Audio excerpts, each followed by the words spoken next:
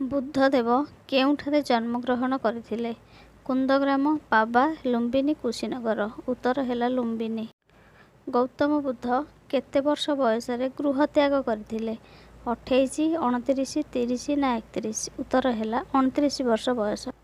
ବୁଦ୍ଧଦେବ ପ୍ରଥମେ କେଉଁଠାରେ ଧର୍ମ ପ୍ରଚାର କରିଥିଲେ? ସାରନାଥ, ଲୁମ୍ବିନୀ, ବୋଧଗୟା, ପାବା। ଉତ୍ତର ସାରନାଥ। ନଚିକେତା କାହାଠାରୁ ବ୍ରହ୍ମଜ୍ଞାନ ଲାଭ କରିଥିଲେ? ଶ୍ରୀକୃଷ୍ଣ, ଯମ, ଶିବ, ବିଷ୍ଣୁ। ଉତ୍ତର ହେଲା ଯମ। ବୁଦ୍ଧଦେବ କେତେ ବର୍ଷ ବୟସରେ ଦେହତ୍ୟାଗ କରିଥିଲେ? 72, 80, 85, 40? ଉତ୍ତର ହେଲା 80 ବର୍ଷ ବୟସରେ। ସାରନାଥଠାରେ ବୁଦ୍ଧଦେବ କେତେଜଣ ଶିଷ୍ୟଙ୍କୁ ବୌଦ୍ଧ ଧର୍ମରେ ଦୀକ୍ଷିତ କରାଇଥିଲେ? 2, 5, 11, 23? ଉତ୍ତର ହେଲା 5 ଜଣ। ଓଡ଼ିଶାରେ ବୌଦ୍ଧ କୀର୍ତ୍ତି କେଉଁଠାରେ ରହିଛି? ରତ୍ନଗିରି, ଖଣ୍ଡଗିରି, ନିୟମଗିରି, ମହେନ୍ଦ୍ରଗିରି? ଉତ୍ତର ହେଲା ରତ୍ନଗିରି। ବୌଦ୍ଧ ଧର୍ମଗ୍ରନ୍ଥର ନାମ କ'ଣ?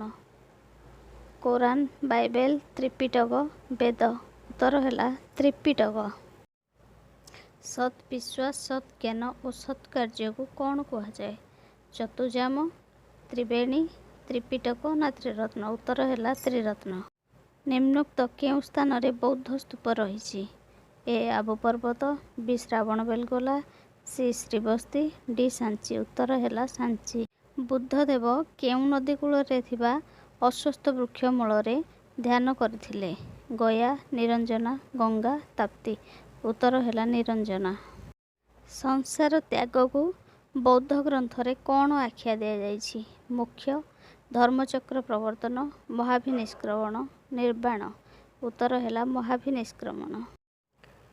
ଯଦି ଭିଡ଼ିଓଟି ଭଲ ଲାଗିଥାଏ ତାହେଲେ ସବସ୍କ୍ରାଇବ୍, ଲାଇକ୍, ସେୟାର ଆଉ କମେଣ୍ଟ କରିବେ। ରହୁଛି ନମସ୍କାର।